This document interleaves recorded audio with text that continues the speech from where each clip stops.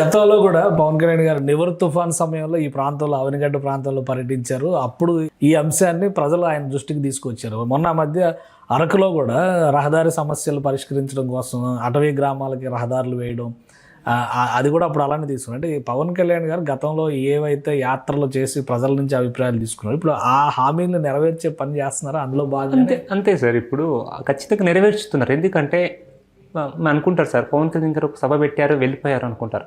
దాని తర్వాత వెళ్ళిపోరు సార్, దాని మీద ఒక స్టడీ చేస్తారు.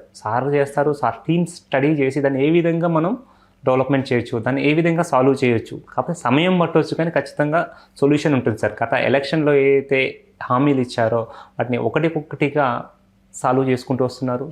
తిరిగి సమయంలో కొద్దిపాటి సమయం ఇచ్చుకుంటూ సినిమాలు చేస్తూ వాటితో పాటు ఇవి కూడా చేస్తున్నారు సార్. ఎందుకు అంటే ఆయన ప్రొఫెషన్ ఇంపార్టెంట్, దాంతో పాటు ప్రజలు కూడా ఇంపార్టెంట్ సార్. అందుకోసం అనేసి అన్నీ మీరు చూసుకోండి సార్, పంచాయతీ రాజ్ కానీ ఇది కానీ గిరిజనులు కానీ రోడ్లో సార్ మన దగ్గర లేవు రోడ్లు, కానీ ఆంధ్రాలో బాగున్నాయి సార్. ఒకప్పుడు ఉద్యమం చేశారు రోడ్ల మీద, అలాంటి రోడ్లు ఈరోజు పోతే ఎక్కడ చూద్దామన్న రోడ్లు గుంటలు కనపడట్లేదు సార్. CC రోడ్లే sir. గిరిజనుల ప్రాంతాల్లోనే రోడ్లు వేశారంటే నార్మల్ ప్లేస్లో రోడ్లు ఎలా ఉంటాయో మీరు ఊహించుకోవచ్చు. ఆంధ్రప్రదేశ్ ఆల్రెడీ అప్పుల్లో ఉంది, వెనుకబడి ఉంది, సమస్యల్లో ఉంది, లోటు బడ్జెట్ రాష్ట్రం ఇవన్నీ అంటుంటే ఇక్కడేమో పెద్ద పెద్ద పథకాలు అనౌన్స్ చేస్తున్నారు. మళ్ళీ మొన్న కూడా పవన్ కళ్యాణ్ గారు 2,000 కోట్ల రూపాయల శాస్కీ స్కీమ్ కింద సెంట్రల్ గవర్నమెంట్ అప్రూవల్ తీసుకుని వచ్చారు.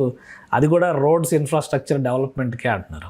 ఎలా సాధ్యం అవుతుంది ఇది? సరే, ఎంత లోటు బడ్జెట్ ఉన్నా మౌలిక సదుపాయాలు ప్రతి పౌరుడికి కల్పించాల్సిన బాధ్యత ఆ రాష్ట్ర ప్రభుత్వాలది, కేంద్ర ప్రభుత్వం సార్. దాంట్లో భాగంగానే సెంట్రల్ గవర్నమెంట్ ఇన్ఫ్రాస్ట్రక్చర్ కింద తీసుకొచ్చిన 2,000 కోట్లంగా దీంట్లో అలాట్ చేయమని చెప్పారు. సో ఎన్ని బడ్జెట్లు ఉన్నా సార్, ఈవెన్ శాలరీస్ ఇవ్వలేని పరిస్థితుల్లో ఉన్నప్పటికీ కూడా మౌలిక సదుపాయాలు కల్పించాల్సిన బాధ్యత రాష్ట్ర ప్రభుత్వాలది. అందులోనూ ఈ గిరిజనులు లాంటి వాళ్ళకు ప్లేసుల్లో ఖచ్చితంగా కల్పించాలి సార్.